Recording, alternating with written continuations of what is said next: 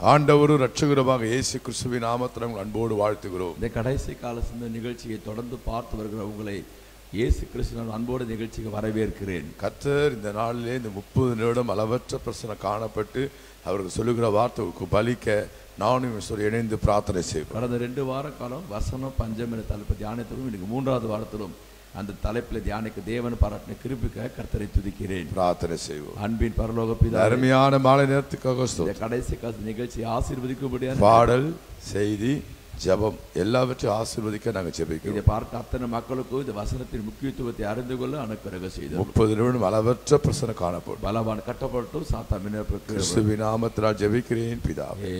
அன்பானவர்களே, இப்படி என் மகள் ஜெருஷா ரூத் அவர்கள் ஒரு பாடல் பாடுவார்கள். அதைத் தொடர்ந்து என்னுடைய மகன் முகிலும் ஜெயனட்டும் கர்த்தருடைய வார்த்தை ஜபத்தோடு கவனிங்கள். கர்த்தர் உங்களை ஆசீர்வதிப்பார்.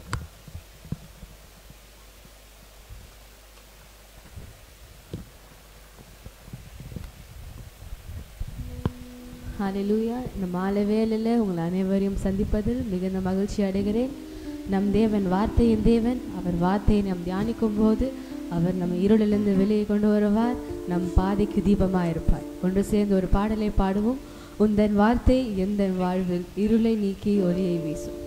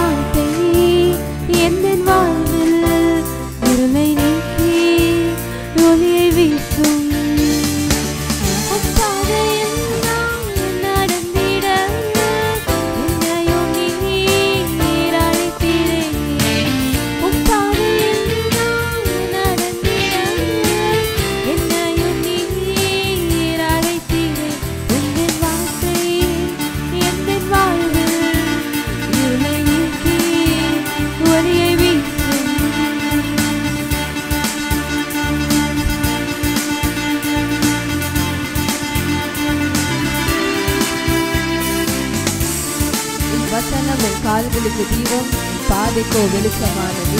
முதலாவது இருக்கிறது உணர்வனமான கைகளை தட்டி பாடுவோம்.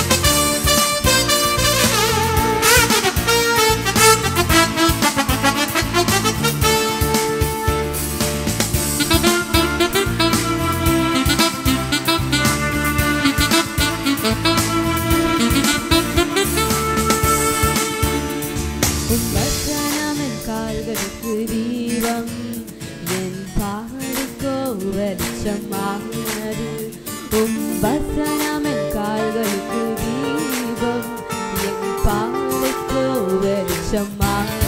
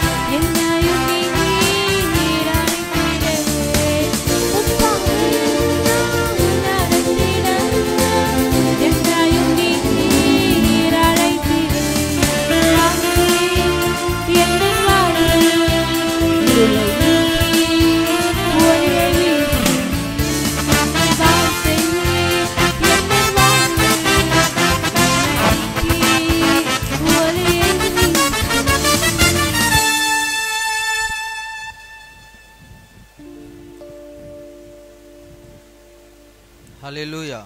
Hallelujah. Praise God. ஆண்டவரும் இரட்சகருமாகிய இயேசு கிறிஸ்துவின் நாமத்தினாலே உங்கள் அனைவரையும் அன்போடு வாழ்த்துகிறோம். I greet each and everyone in the name of the Lord and Savior Jesus Christ. இந்த கடைசி கால நிகழ்ச்சியின் மூலமாய் உங்களை சந்திப்பதில் எங்களுக்கு மிகுந்த மகிழ்ச்சி. We take immense pleasure in meeting you through this thoughts on end days. நம்முடைய ஆண்டவராகிய இயேசு கிறிஸ்து இந்த வாரமும் உங்களை சந்திக்க கொடுத்த கிருபைக்காக நாங்கள் மிகவும் கர்த்தரை ஸ்தோத்திரிக்கிறோம். I thank and praise God for His grace that He has given for us to meet you people this week also. 10வது வாரமாக இந்த ஊழியத்தை கர்த்தர் நடத்த கிருபைக்காக அவருக்கு மனதார நன்றிகளை செலுத்துகிறோம். We give thanksgiving and we are gratitude to God for He has led us till this 10th week. இந்த நிகழ்ச்சியை பார்க்கிற உங்கள் ஒருவருக்கும் கர்த்தர் உங்களோடு கூட இருந்து உங்களை ஆசீர்வதித்து வழிநடத்துவாராக. May the Lord Almighty lead each and everyone who seeing this program. இந்த நிகழ்ச்சி உங்களுக்கு மிகவும் ஆசீர்வாதமாய் இருக்கும் என்று நாங்கள் கர்த்தருக்குள் விசுவாசிக்கிறோம். We believe in God that this program would be a great blessing for you all. தொடர்ந்து இந்த நிகழ்ச்சியை பாருங்கள். I want each and everyone to watch this continuously. உங்கள் நண்பர்களுக்கு இந்த நிகழ்ச்சியை ஷேர் செய்யுங்கள். Introduce about this ministry and this program to your friends. கர்த்தர் நிச்சயமாக உங்களோடு கூட உங்களை ஆசீர்வதிப்பார். For sure God will be with you and He'll bless you. நாம் வார்த்தைக்கு நேராக கடந்து போறதுக்கு முன்பாக கண்களை மூடி அருள்நாதர் இயேசு கிறிஸ்துவை நோக்கி பார்ப்போம். Before going to the word, let us all close your eyes and look up to Lord Jesus in prayer. வசனம் தியானிக்கையில் இதயமதில் ஆறுதல் காரிருளில் நடக்கையிலே தீபமாக வழி நடத்தும் காரிருளில் நடக்கையிலே தீபமாக வழி நடத்தும் ஆழ்கடலில் அசையும் போது என் படகை ஆத்ம நண்பர் இயேசு சேர்ந்திடுவே அவர் சமூகம் ஆத்ம நண்பர் இயேசு உண்டு சேர்ந்திடுவே அவர் சமூகம் சேர்ந்திடுவே அவர் சமூகம். ஆதியிலே வார்த்தை இருந்தது. In the beginning was the word. அந்த வார்த்தை தேவனிடத்தில் இருந்தது. The word was with the God. அந்த வார்த்தை தேவனாய் இருந்தது. And the God was the word. 2000 ஆண்டுகளுக்கு முன்பு வார்த்தையாக நீர் மனிதனாக பூமிக்கு இறங்கி வந்தீரே. Before 2000 years ago you the word came to the world as a man. இப்பொழுதும் இந்த இடத்திலே இறங்கி வாரும் மகிமைப்படும். Right now come here also and glorify your name. அடியேன் திக்குவாய் மந்தனாவும் உள்ளவன். Your servant is slow of speech and stricken of tongue. நீர் என் வாயோடு இருந்து நான் பேச வேண்டியதை எனக்கு போதித்தருளும். You be with my mouth and guide me what I have to speak. சகல துதி கனம் மகிமை மாட்சிமை ஒருவருக்கே செலுத்துகிறோம் எங்கள் பிதாவே. But all honor, glory, praise be only to you, Lord. அன்பு தேவ பிள்ளைகளே, my beloved people of God, நாம் பரிசுத்த ஆவியானவர் என்பதை குறித்து தியானித்து முடித்துவிட்டு we completed the meditation of Holy Spirit. இப்போது வார்த்தை என்ற தலைப்பிலே தியானித்து வருகிறோம். Right now we are meditating in the topic the word. முதலாவது வாரத்தில் In the first week, கர்த்தர் பூமியிலே பஞ்சத்தை அனுப்புவார் என்பதை குறித்து பார்த்தோம். We saw about the Lord will send a famine on the nation. அது ஆகாரத்தினால் உண்டான பஞ்சம் அல்ல. That is not a famine of food. அது ஜலக்குறைவினால் உண்டான பஞ்சம் அல்ல. That is not a famine of thirst for water. அது கர்த்தருடைய வார்த்தையினால் உண்டான பஞ்சம். But a famine of hearing the word of the Lord. கர்த்தருடைய வசனம் கேட்க கிடைக்காத காலத்துக்குள்ளாய் வருகிற பஞ்சம். Now this is the famine that nowadays we will not be able to hear the word of God. மனுஷர்கள் எங்கே கடந்து சென்றாலும் அவர்கள் கர்த்தருடைய வார்த்தையை கேட்க முடியாது. The people may go here and there but they can't listen to the word of God. ஒரு சமுத்திரம் தொடங்கி மறு சமுத்திரம் வரைக்கும் எங்கே ஓடினாலும் கர்த்தருடைய வார்த்தையை கேட்க முடியாது. They may stagger from sea to sea and wander from north to east but then too they can't listen to the word of God. அப்ப வேத வசனம் எல்லாம் இந்த வேதம் நம்ம இடத்திலிருந்து பறிக்கப்படுமா? So will all the word of God will be snatched from the Bible? ஊழியர்கள் திருச்சபைகள் இருக்கவே இருக்காதா? Or else the churches and all the ministries won't be there? அப்படி கிடையாது. It's not like that. பூமி எங்கும் கர்த்தருடைய வசனம் நிறைந்திருக்கும். all over the world there be the word of God. ஆனால் கர்த்தருக்குள் மனிதனை ஸ்திரப்படுத்துகிற கர்த்தருடைய வார்த்தை எங்குமே கிடைக்காத காலம் வந்து கொண்டிருக்கிறது. But the time period, the kind of time period which the man can't be edified to the word of God is coming. மனுஷர்கள் தங்களுடைய செவிக்கு உணவளிக்கின்ற தன்னுடைய செவிக்கு இன்பமாய் இருக்கின்ற வார்த்தைகளை கேட்கிறபடியினால் அவர்கள் கர்த்தருடைய வார்த்தைக்கு செவி கொடுக்க கூடாதபடிக்கு அவருடைய பஞ்ச காலம் வந்து கொண்டிருக்கிறது. There's a famine coming that the man will not be able to listen to the word of God.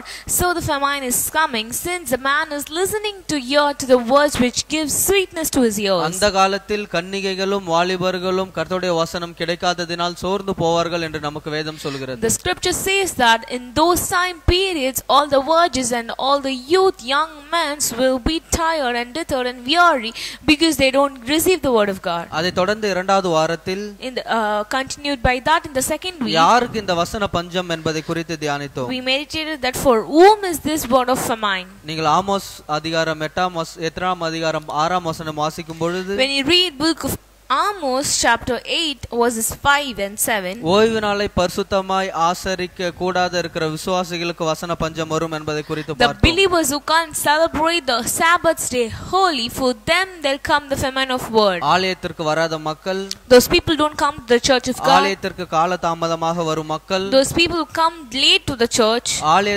முடியறதற்கு முன்பாக ஓடி போகும் மக்களுக்கு இந்த வசன பஞ்சம் வரும் என்பதை குறித்து நாம் பார்த்தோம். we saw that those people who come to church and run off to home very early, for those people they'll come the word of famine. நீங்கள் வேதத்திலே வாசிக்கும் பொழுது அப்படிப்பட்ட மக்களின் செய்கைகளை நான் எப்பொழுதுமே மறப்பதில்லை என்று கர்த்தர் சொல்லி இருக்கிறார். when you read in the Bible, God has said that those actions done by the people, I'll never forget it.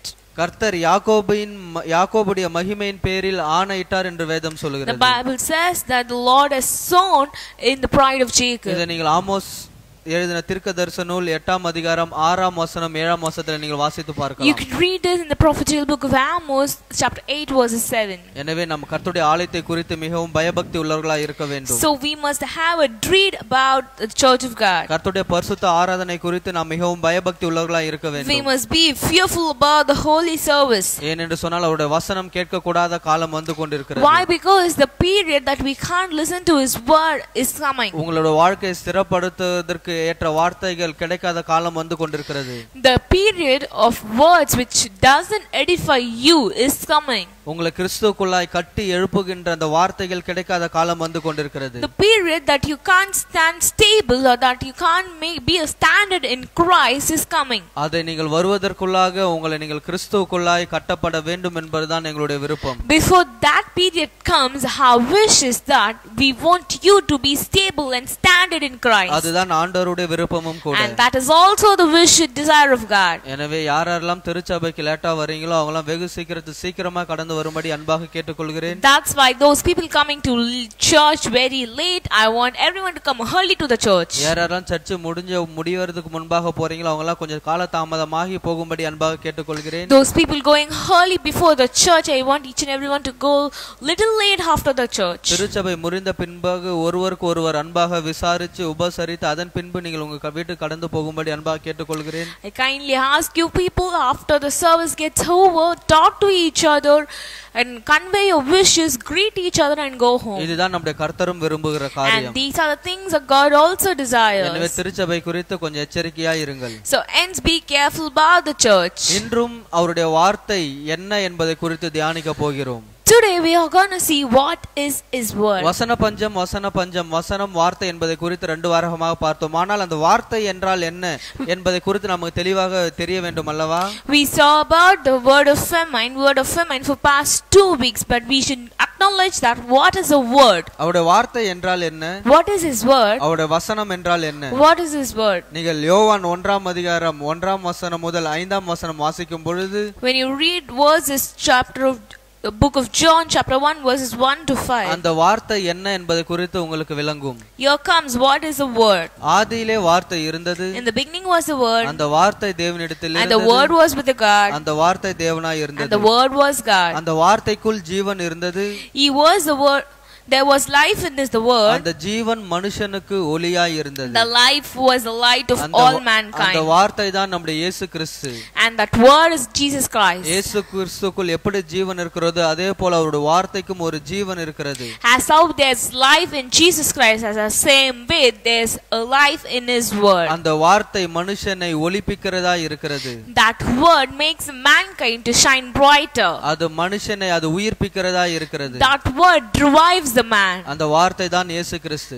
That is the Jesus Christ. அந்த வார்த்தையை நாம் இந்த பரிசுத்த வேதாகமத்தின் மூலம் நாம் பார்க்கலாம். We can see the words through this holy Bible. அந்த வார்த்தைக்கு ஒரு வடிவம் கொடுக்கப்பட்டு பரிசுத்த வேதாகமம் என்ற ஒரு அச்சிட்ட ஒரு வகையில நம்ம கையில கொடுக்கப்பட்டிருக்கிறது. So the Bible is a shape of all the words told by God. இந்த வேதாகமத்திற்கு ஒரு ஜீவன் இருக்கிறது.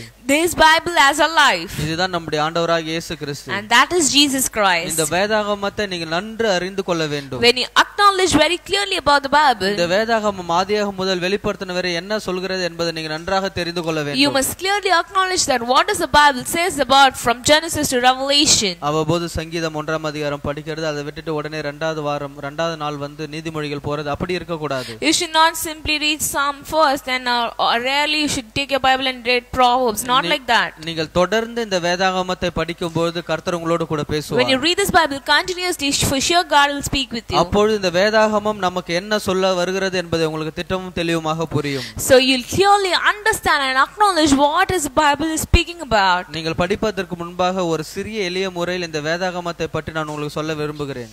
Before reading it, I want to tell about the Bible in a short way. நீங்கள் பரிசுத்த ஆவியானவர் என்ற தலைப்பிலே நான் பேசும்போது இந்த வேதாகமத்தை ஒரு 3 நிமிடத்தில் நான் உங்களுக்காக எடுத்து சொல்லியிருப்பேன். When I spoke about Holy Spirit, I told about the Bible in 3 minutes. ஆனால் இப்பொழுது சற்று விளக்கமாக உங்களுக்கு சொல்ல ஆசைப்படுகிறேன். But now I want to explain it little wider. ஏனென்று சொன்னால் வேதாகமத்தை பற்றி நம்முடைய விசுவாசிகள் ஒவ்வொருவருக்கும் கட்டாயம் தெரிந்திருக்க வேண்டும். Why? Because about the Bible, a believer should know about it. ஏனென்று சொன்னால் புறஜாதிகள் நம்மளை கேட்கும்போது இந்த வேதாகமம் அப்படி என்ன சொல்கிறது என்று அவர்கள் நம்ம கேட்கும்போது நாம் எளிதாக சொல்ல முடியும். Why? Because when the Gentile people ask us what does the Bible say about, then we should say it clearly to them. இந்த வேதாகமம் நம்முடைய கையில் இருக்கிறது கர்த்தர் நமக்கு எடுத்த பொக்கிஷம். And this Bible is a precious valuable gift from God. இந்த வேதாகமத்தை நீங்க 2 பிரிவாக பிரிக்கலாம். You can separate the Bible into 2 portions. அது தேவன் பிரித்து வைத்திருக்கிறார். God has separated that. ஒன்று பழைய ஏற்பாடு, ஒன்று புதிய ஏற்பாடு. One is the Old Testament and another one is the New Testament. இந்த பழைய ஏற்பாடு முழுவதும்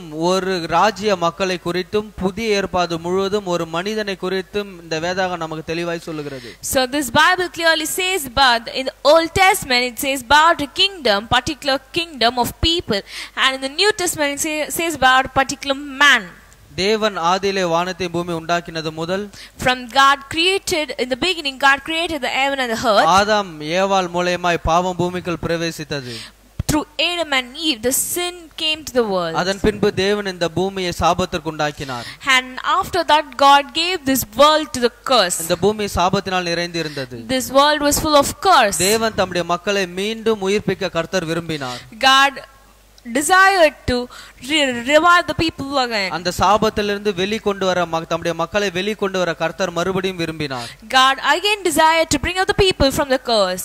ஆகையால் அதற்காக ஒரு ஜாதியை அவர் தேர்ந்தெடுத்தார். That's why he created he chose a caste. அதற்காக அவர் ஒரு சந்ததியை தேர்ந்தெடுத்தார். He chose a generation for that. அதுதான் நம்முடைய ஆபிரகாமின் சந்ததி. And that is the generation of Abraham. அதன் பின்பு அந்த ஆபிரகாமின் மூலமா ஈசாக்கின் மூலமா யாக்கோபின் மூலமா இஸ்ரவேல் என்னும் சந்ததி வளர்ந்து பெருகினது. After that, through Abraham, Isaac and Jacob, the generation of Israelite grown up and were expanded. ஒரு கூட்ட மக்கள் ஒரு ராஜ்யமாக மாறியது. A small crowd became as a kingdom. ஒரு தனி நபர் ஒரு ராஜ்யமாக மாற்றப்பட்டார். A single man was made into a kingdom. அதுதான் கர்த்தர் ஆபிரகாமை அழைக்கும் போதே கர்த்தர் அவர் சொல்லி இருந்தார். And that is what God told when he chose him and called Abraham. உன் சந்ததியை வானத்து நட்சத்திரங்களைப் போல பெருக பண்ணுவேன் என்று. I'll multiply your generation as stars in the heaven. அதன் பின்பு கர்த்தர் அந்த ராஜ்யத்தை குறித்து பழைய ஏற்பாடு முழுவதும் நாம் பார்க்கிறோம். Then after that we see about the kingdom throughout the Old Testament. அந்த பழைய ஏற்பாடு முழுவதும் இஸ்ரேல் மக்கள் வாழ்க்கை வரலாறு முழுவதையும் நாம் பார்க்கிறோம். We are seeing about the life history of Israelites in the Old Testament. Israel மக்கள் அவர்கள் பார்வோன் மன்னனின் அடிமையாய் இருக்கும் பொழுது when Israelites were slaves to the Pharaoh, அவர்கள் மோசேயின் மூலமாய் விடுவிக்கப்பட்டார்கள். They were delivered by Moses. அந்த மோசேயின் மூலமாய் விடுவிக்கப்பட்ட பின்பு கர்த்தர் மறுபடியும் இந்த பூமியை ஆள்வதற்கு தம்முடைய இஸ்ரவேல் மக்களை ஆள்வதற்கு உலகத்திலே ராஜாக்களை ஏற்படுத்தினார். And after they were delivered by Moses, God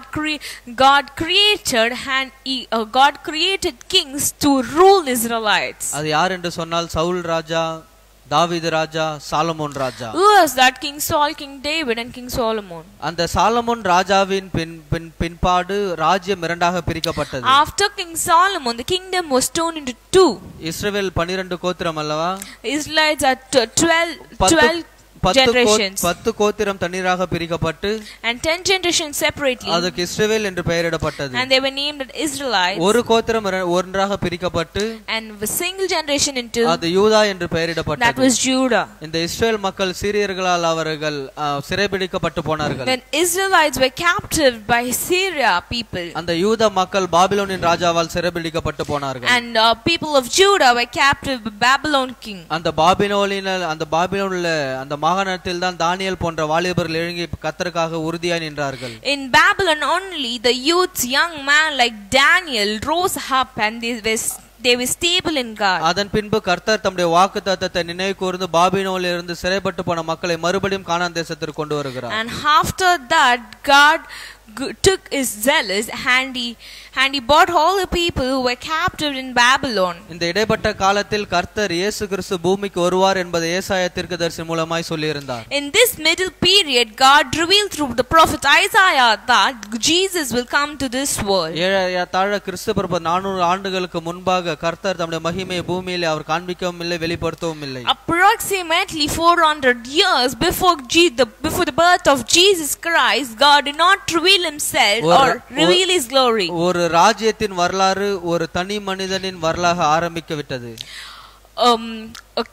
A start of history of kingdom has become into history of a single man. அவர்தான் இயேசு கிறிஸ்து. And that is Jesus Christ. அதுதான் புதிய ஏற்பாடு. And that is the New Testament. அதுதான் நமக்கு நித்திய கிருபை. And that is only the eternal life for us. இப்போது நாம் புதிய ஏற்பாட்டுக்குள்ளாய் வாழ்ந்து கொண்டிருக்கிறோம். Right now we are living in the New Testament. கிறிஸ்துவான ஒரு பூமிக்கு வந்து பிதாவாகிய சொன்ன வாக்குத்தத்தங்களை நிறைவேற்றினார்.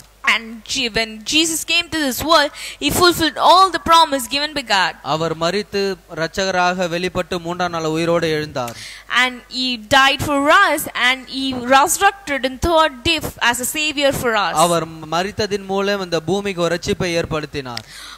Because of his crucifixion he created a salvation for the world. அவர் மரித்து உயிர்த்தெழுந்த பின் தம்முடைய சீஷர்களுக்கு ஒரு கட்டளை இடுகிறார். And he gives order after his resurrection to his disciples. நீங்கள் போய் சகல சீஷர்களையும் சகல ஜாதிகளையும் சீஷர்களாகி பிதா குமாரன் பரிசுத்த ஆவியினாலே அவர்களுக்கு ஞானஸ்நானம் கொடுங்கள் என்று.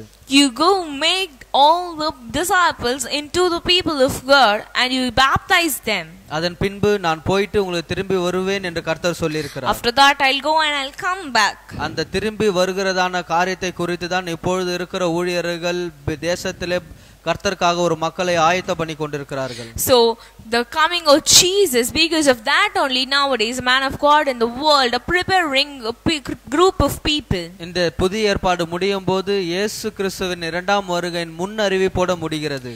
So when the New Testament comes to an end, it ends with an announcement of Jesus. இயேசு கிறிஸ்து அவர் மரிக்கும்போது நமக்கு ஒரு உடன்படிக்கையை ஏற்படுத்துகிறார். When Jesus died, he is creating a covenant for us. இயேசுவை விசுவாசிக்கிற எவனும் பாவத்திலிருந்து ரட்சிக்கப்பட்டு நித்தியமாய் வாழ்வான் என்று.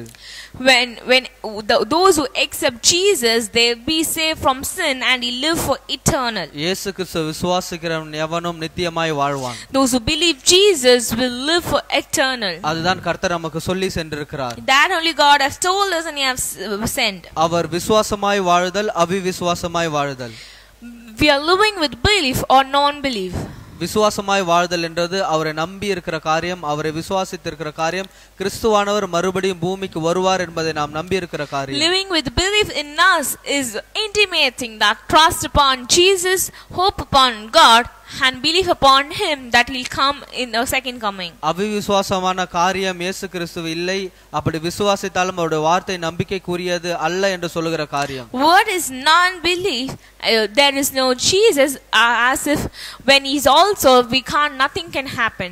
இயேசு கிறிஸ்து மறுபடியும் பூமிக்கு வரும்பொழுது, when Jesus again comes to the world, அவர் இந்த அவிசுவாச உலகை நியாயம் தீர்க்கவும், he is going to come to judge these non-believers, தம்முடைய ஜனங்களை நியாயம் தீர்க்க அவர் மறுபடியும் பூமிக்கு வருவார். and he is going to come to the world again to judge the people of God. இதுதான் நமக்கு வேதம் சொல்லுகிறது. This is only the Bible says. ஆதியாகமம் முதல் வெளிப்படுத்தின வேதம் சொல்லுகிற காரியம் இதுதான். This is a thing said from Genesis to Revelation. இது வெவ்வேறு காலத்தில் ஒரு தனி மனிதனால் எழுதப்படவில்லை. ஏறத்தாழ 40 ஆசிரியர்களை கொண்டு வெவ்வேறு காலத்தில் எழுதப்பட்டிருக்கிறது. This is not written by a single man, but it is written by approximately 40 men of God. இப்போ நான் ஒரு புக் எழுதுறேன்னா நான் மட்டும் தான் நான் என்ன சொல்றேன்னா அதுதான் சட்டம்.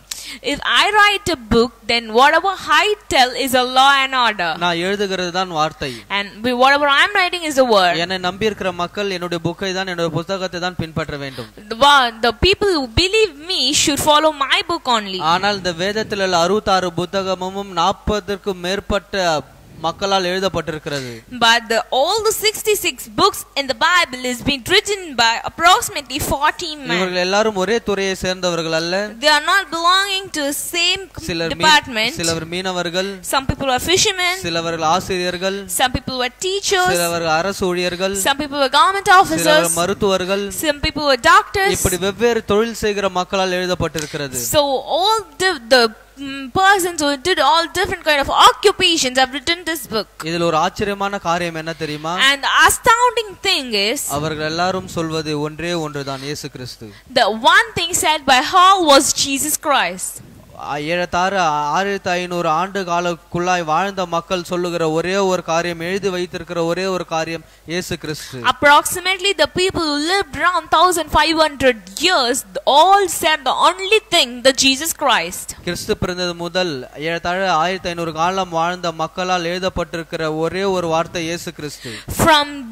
From the birth of Jesus, those people who have lived for 1500 years, they know the single word Jesus Christ. அதுதான் நமக்கு ஆச்சரியமான காரியம். And that is the astounding thing. எப்படி இது சாத்தியமாகும்? How it will be possible? எப்படி இப்படி எல்லாரும் ஒரே ஒரு நபரால் எழுத முடியும்? How everyone can write a single thing? நீங்க வேதத்துல வாசிக்கும் பொழுது, when you read in the Bible, 2 தீமோத்தேயு 3:16 சொல்லுகிறது, book 2 Timothy chapter 3 verse 16 says, வேத வாக்கியங்கள் எல்லாம் தேவ ஆவியினால் அருளப்பட்டிருக்கிறது. all scripture is God breathed and is useful for teaching. பரிசுத்த ஆவியானவர் பல மக்களை கொண்டு இந்த புத்தகத்திற்கு வடிவு கொடுத்து நம்ம கையில கொடுத்திருக்கிறார். The Holy Spirit has given a shape to this Bible through many people and given us in our hands. இந்த கர்த்தருடைய வார்த்தை எப்படிப்பட்டது தெரியுமா? You know how the word of நீங்க God, சங்கீதம் 12:6 பாடி வாசிக்கும் பொழுது, when you read book of Psalm 12:6, கர்த்தருடைய சொற்கள் மண் குகையில் 7 தரம் உருக்கப்பட்டு புடமிடப்பட்ட வெள்ளி கோப்பான சுத்த சொற்களாய் இருக்கிறது. the words of Lord are pure words like silver refined in a furnace in the ground, purified 7 times. கர்த்தருடைய சொற்கள் அது சுத்த சொற்கள். And God, the word of God is pure words. அந்த சொற்கள் நம்ம கையில கொடுக்கப்பட்டிருக்கிறது. And the words are given in our hands. நிறைய பேர் கையில அது இல்ல. Many of people doesn't have that. நாம் அந்த சொற்களை கையில வாங்கி இருக்கிறோம். We have got that in our hands. இதுக்கு உயிர் இருக்கிறது. This has life. இந்த வேதாகமத்துக்குள் ஜீவன் இருக்கிறது. The Bible has life inside it. இது வேதாகமத்தில் இருக்கிற ஒவ்வொரு வார்த்தையிலும் ஜீவன் இருக்கிறது. Each and every word in the Bible contains life. இந்த வேதாகமம் நம்மை உயிர்ப்பிக்கிறதா இருக்கிறது. The Bible revives us. இந்த வேதாகமம் நம்முடைய வாழ்க்கையை கட்டி எழுப்புகிறதா The இருக்கிறது. Bible makes us to stand stable and rebuilds us. இந்த வேதாகமம் தள்ளுண்ட மக்களை அது நிமிர்ந்து நடக்க செய்கிறதா இருக்கிறது. The Bible makes the people who have fallen down collapse down to walk heads held high. இந்த வேதாகமம் பாவத்தில் வாழ்கிற மக்களை அது பாவத்திலிருந்து விடுதலை கொடுக்கிறதா இருக்கிறது. This is a Bible which gives deliverance to the people who live in the sin. இதுதான் நம்ம கொடுத்திருக்கிற வேதாகமம். And this is the Bible given to us. இது கிடைக்க கூடாத காலம் தான் வந்து கொண்டிருக்கிறது. And the upcoming days are coming to not to get this Bible. இயேசு கிறிஸ்து எப்படி சொன்னாரு, அவிசுவாசமான இந்த உலகை நியாயம் தீர்க்க வருவேன் என்று எப்படி சொல்லியிருக்கிறாரோ அதே போல அவர் நிச்சயம் வருவார். How Jesus told that he'll return back as a judging God, as he'll judge the non-believers. இயேசு கிறிஸ்து மறுபடியும் வருவார் என்பதற்கு விசுவாசத்துக்குரிய வார்த்தைகள் நமக்கு கிடைக்காத காலம் வந்து கொண்டிருக்கிறது. And the words believing Jesus are not couldn't receive by us. The days are coming. எனவே எச்சரிக்கையாய் இருங்கள். So be careful. தினம்தோறும் வேதாகமத்தை வாசியுங்கள். Read the Bible daily. தேவனுடைய சமூகத்தில் உட்கார்ந்து வேதாகமத்தை வாசியுங்கள். Sit in the presence of God and read the Bible. கர்த்தர் நிச்சயமாக இந்த வேதாகமத்தில் உள்ள மறைபொருளை உங்களுக்கு வெளிப்படுத்தி, For sure God will reveal the secret of the Bible. இந்த பூமியில நீங்கள் வாழ வேண்டியதான வாழ்க்கையை உங்களை கட்டி எழுப்பி, He will build the life in this world. நிச்சயமாக அவர் பரலோக ராஜ்யத்தை உங்களுக்கு For கொடுப்பார். sure He will give you the kingdom of God. நாம் அவருடைய வேதாகமத்தை குறித்து இப்பொழுது பார்த்தோம். Now we saw about His Bible. இந்த வேதாகமத்தை குறித்து நாம் இப்பொழுது தியானித்தோம். We have meditated about His Bible. மிகவும் சுருக்கமாக எளிய முறையில் உங்களுக்கு சொல்லி இருக்கிறேன். I have told in an easy method. இதெல்லாம் நடந்த சம்பவம்.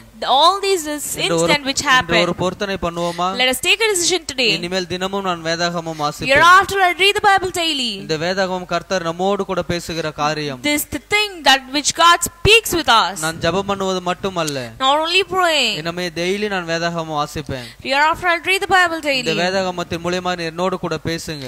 Please speak with me through this Bible. இந்த வேதாகமத்தின் மூலமா நீர் என்னோடு கூட இடைபடுங்க. Please speak with me through this Bible. தினமும் இனிமேல் நான் இந்த வேதாகத்தை வாசிப்பேன் என்று ஒரு பொருத்தனை பண்ணி நீங்கள் ஜெபிக்கும் பொழுது, Take a vow saying that hereafter daily I read the Bible.